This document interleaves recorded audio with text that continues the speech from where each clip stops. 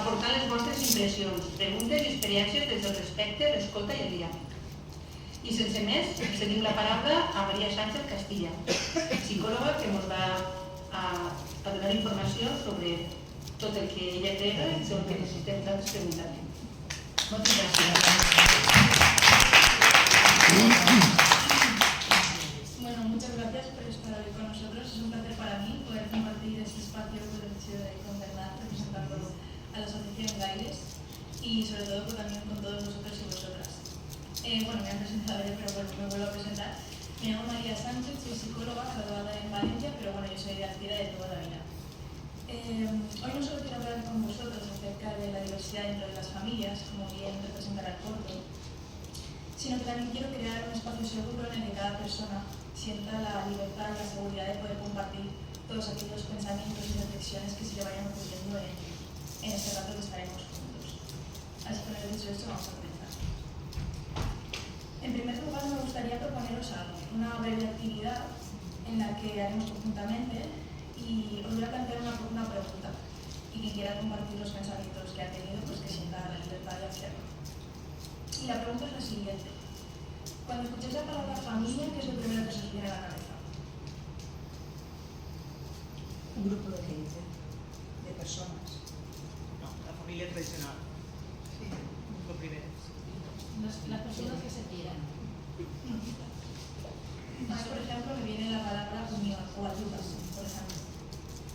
¿Uno? ¿Has dicho uno? Unión. Unión.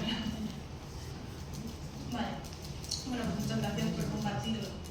Como hemos podido comprobar, cuando se nos plantea esta palabra, se nos pueden venir cosas relacionadas con la estructura, ¿no? Con la forma de la familia, o también con cosas más relacionadas con la emoción y el vínculo que se crea dentro de esa estructura.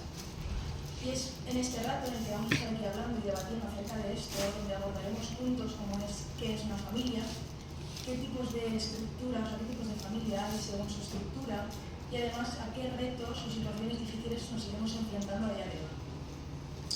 Bien, como hemos planteado en la actividad inicial, cuando pensamos en una familia se nos suelen venir a la cabeza cosas relacionadas con la estructura o bien con algo emocional y relacionado con el vínculo.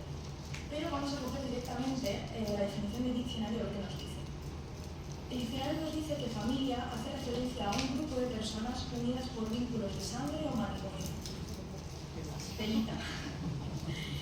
Bueno, es una definición válida si vamos a ir a un registro civil, si vamos a rellenar un formulario o si vamos a gestionar una herencia. Pero realmente si lo que nos interesa es saber el bienestar de una persona, no nos importa absolutamente nada.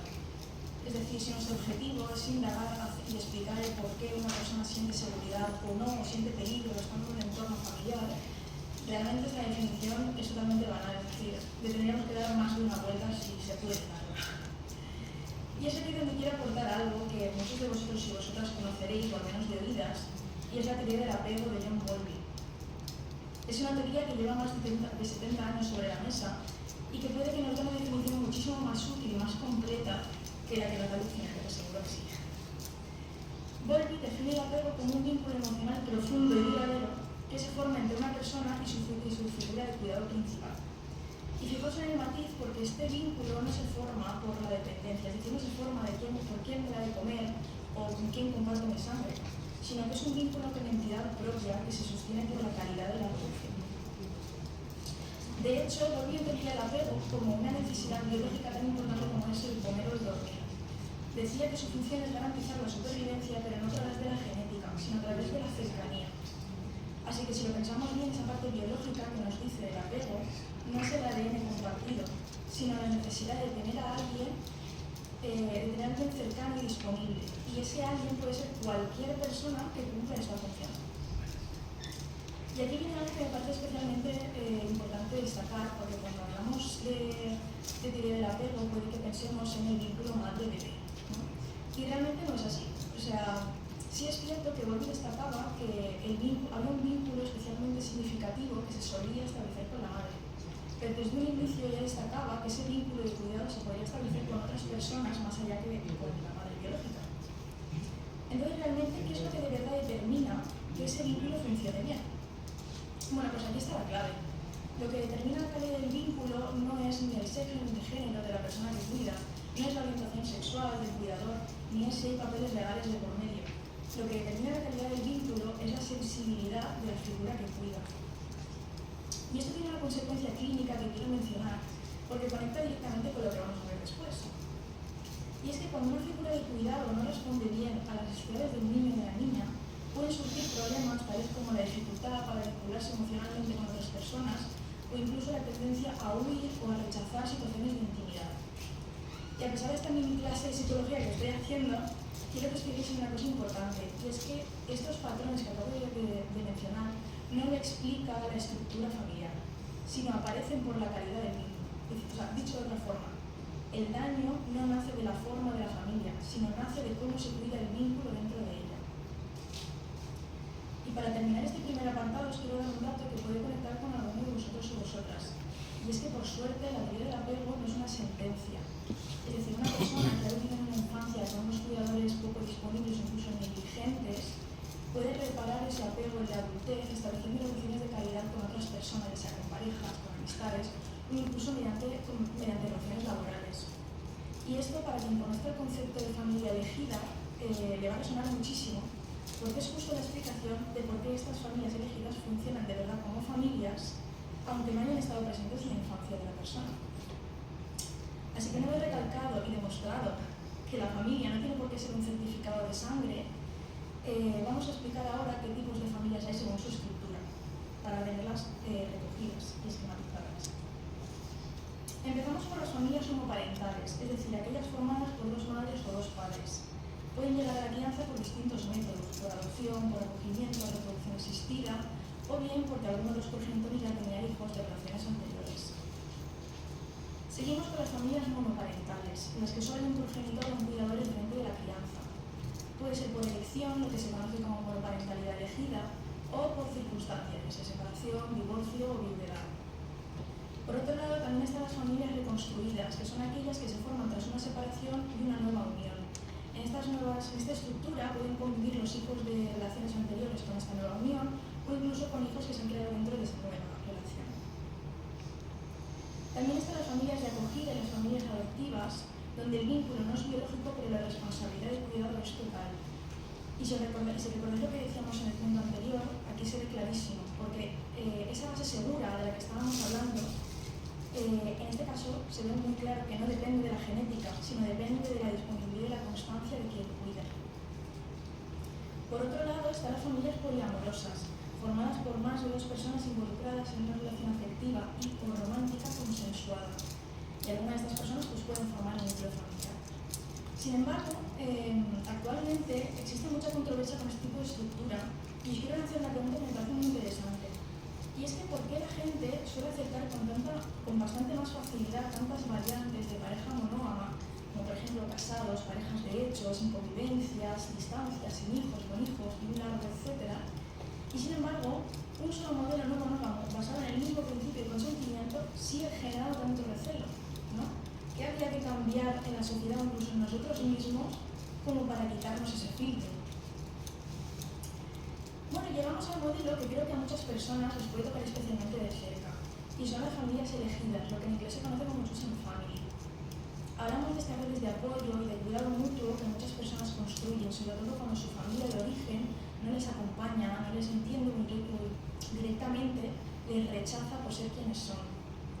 Y esas redes, aunque no tengan un vínculo biológico ni un papel legal de por medio, cumplen exactamente la misma función afectiva que la familia de origen, aportan seguridad, dan pertenencia y te da la sensación de tener un sitio donde volver. Así que ya veis, familias homoparentales, monoparentales, reconstruidas, de acogida, poliamorosas, elegidas, y seguramente me dejo alguna más porque en realidad esto siempre va un paso más por delante de cualquier lista que hagamos. Pero todas tienen una cosa en común, y es que la forma y la estructura de cada una de ellas es distinta, pero la función y el vínculo que se crea dentro es completamente el mismo.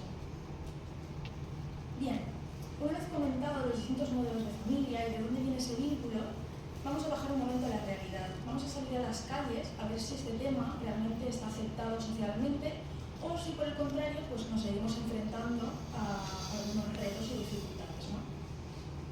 Empezando por lo bueno, que también hay que mencionarlo, España es legalmente, y destaco legalmente porque en otros ámbitos puede ser otra cosa, es uno de los países más avanzados en esta materia.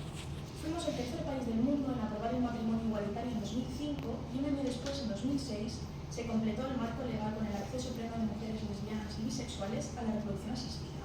Y bueno, conviene reconocerlo. Pero, aquí viene el pero, que la ley esté avanzada no significa que todas las grietas estén cerradas. Y es que, de hecho, algunas de estas grietas no salen a debate público. Por ejemplo, dentro del matrimonio igualitario entre dos mujeres, todavía hoy se exige el consentimiento expreso de la cónyuge para que la otra le someta a la reproducción asistida. Y es algo que, si os fijáis, en una pareja heterosexual casada no se le exige. Es una asimetría legal que sigue vigente a día de hoy, en 2026, y que muy poca gente conoce hasta que lo vive en primera persona. Por otro lado, en el terreno educativo, por ejemplo, la mayoría de comunidades autónomas cuentan ya con leyes y protocolos para proteger al alumnado LGTBIQ+ y sus familias. Pero otra vez, su aplicación legal es muy desigual. Y aquí viene el dato que creo que para mí, y para vosotros también, va a ser el más duro. Y es que más de 1 de cada 5 situaciones de odio y discriminación hacia el colectivo LGTBIQ+ se producen en el ámbito educativo. Y más de la mitad de los jóvenes del colectivo han sufrido acoso y trato vejatorio durante la secundaria. Y no hablamos de un problema del pasado, hablamos de algo que sigue ocurriendo hoy, ahora mismo en las aulas, donde estudian los hijos e hijas de muchas familias. Y esto no nos dice que haya algo malo en estas personas o en estas familias. De hecho, son las familias las primeras en darse cuenta de esta situación. Mientras que las instituciones, sobre todo la educativa, puede que todavía no dispongan de los recursos necesarios como para responder con la rapidez que la situación requiere. Y precisamente por todo esto que acabamos de ver, por todas estas grietas que siguen abiertas, creo que es el verdadero motivo por el que estamos hoy aquí todos. Porque puede aparecer alguien y decir, vale, ya conocemos los retos legales a los que nos enfrentamos, pero realmente hace falta hablar de esto en cada charla, en cada situación. ¿No hemos avanzado ya bastante? He leído respuestas. Está la respuesta corta, en la que podemos decir sí, hemos avanzado bastante, pero no suficiente. Y luego la respuesta que decir que es que realmente no hablamos por esto como una moda o un capricho. Hablamos de esto porque también es una herramienta de salud mental. Y os lo planteo así. Lo que no se nombra no existe socialmente, ¿vale? Pensad en una familia tradicional, ¿vale? En una pareja heterosexual con hijos. Está en los anuncios, está en los libros, está en las series, está en los formularios del médico, está en cualquier conversación que nos encontramos por la calle. O sea, tienen una representación constante. Sin embargo, cuando nos encontramos con una familia con una estructura distinta a esta, es como la excepción, como un caso especial, ¿no? Y os planteo una pregunta. ¿Cuántos de vosotros recordáis haber visto cuando erais pequeños una familia igual a la vuestra o una familia igual a la que queréis formar en un futuro que esté representada en anuncios, en libros, en series? Pero no solo eso, lo voy a poner más complicado. No solo que esté representada, sino que dicha representación no haya recibido ni odio ni discriminación. Ahí puede que esté más complicado y muchas de las respuestas pueden ser que no o que casi nunca lo habéis visto. Y esto no es ni casualidad ni mala suerte, es el resultado directo de no nombrar y no visibilizar. Desde la psicología esto tiene un nombre, y es que cuando alguien no encuentra un reflejo de su realidad, se genera lo que se llama una invalidación crónica. Es decir, es un vacío que va dejando huella no solo en la autoestima de la persona, sino también en el sentido de pertenencia, sobre todo en la infancia y la adolescencia, que es donde se genera y se construye nuestra identidad. Y aquí hay algo más que quiero que os llevéis hoy, y es que muchas de las personas de las que estamos aquí puede que hayamos crecido sin referentes. Así que en parte hablar de esto bien alto y en todos los sitios y en todas las charlas es construir el referente que muchos de nosotros no tuvimos.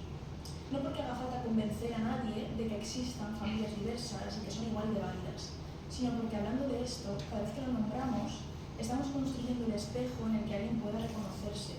Y mientras sigan existiendo estas grietas legales y sociales, visibilizar es una forma de seguir empujando para que se cierren. Muchas gracias.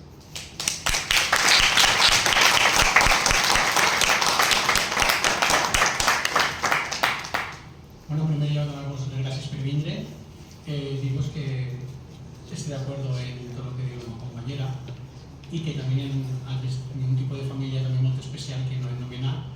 que és quan els nostres pares no estan, però sí que estan els nostres avis, les nostres iaies, que són en veritat quasi les que més ens entenen i les que més ens coneixen i que sempre no tenen a faltar.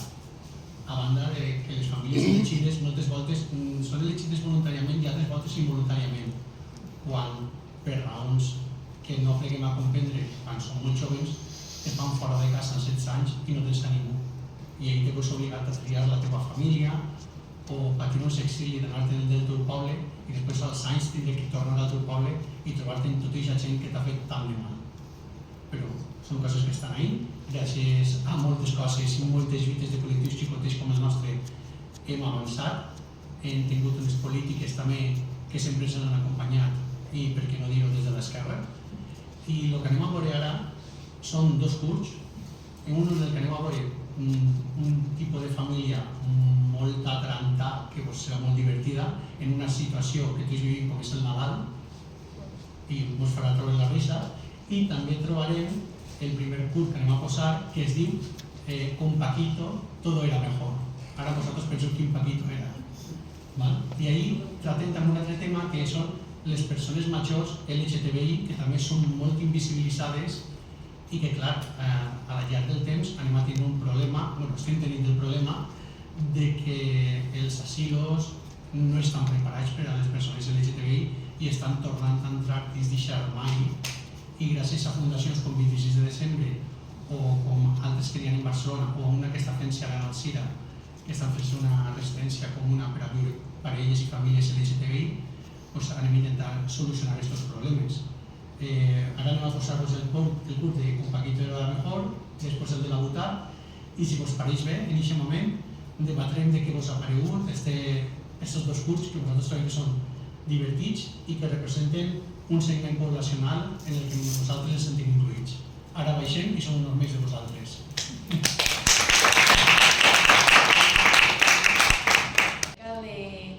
Bueno, pues un grupo de personas, ¿no? Y ellos tendrían que decirme, en base a esas palabras que hemos sacado, si representarían familias o no, ¿no? ¿Quién sabe? Bueno, evidentemente todas representaban familias, habían familias monoparentales, homoparentales, con diversidad funcional, había muchos tipos de familias de su estructura. Y de repente apareció una imagen, bueno, eran dos en concreto, era una imagen, un dibujo sobre una familia monoparental donde había una madre y un niño. Y dijeron, sí, es una familia porque está su madre y su bebé. Y digo, vale, muy bien. Aparece, cambia la imagen y era una familia monoparental, pero esta vez con el padre y el niño. Y eran, sí, son familia porque son hermanos.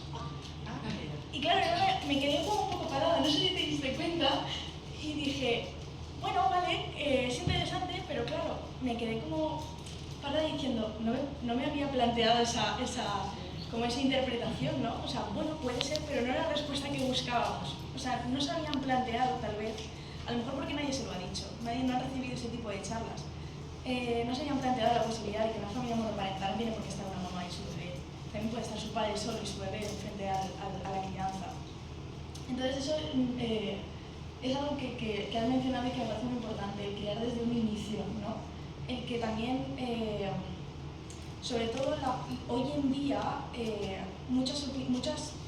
¿cómo decirlo? Como muchas creencias, muchas opiniones se basan en base a otras opiniones, ¿no? Es como que cada vez hay menos pensamiento crítico. Con el avance de redes sociales y tal, es como que la gente se basa en, bueno, es que este youtuber Ricky Ed no sé cuántos ha dicho algo que me parece que, sí, bueno, Ricky Ed puede tener una opinión, pero ¿en qué se basa esa opinión? Me refiero, tú tienes pensamiento crítico como para decir, como para entrar en una plataforma o en una web científica o algo como para basarte y tener datos de algo y decir, vale, pues a partir de aquí yo ya tengo mi opinión hecha, no voy a basarme en lo que piensen otras personas, porque a lo mejor no tienen ni idea, se han basado en otras opiniones, de opiniones y opiniones, y así se crea ese bombo y esa falta de respeto que creo que hoy en día hay en muchos sitios. Y también les pusimos como referentes queer, como Bad Bunny, y entonces ahí sí que lo identificaban como queer. Entonces era una manera de decirles que hay referentes. Y esos referentes que tienen la suerte de tener ahora, no son los que hemos hablado antes, que no tenemos esos referentes, o cuando había una persona gay o lesbiana en una serie, siempre tenía un personaje secundario y generalmente ridiculizado. Siempre era el chistoso, siempre era el bastorro, el payaso del grupo.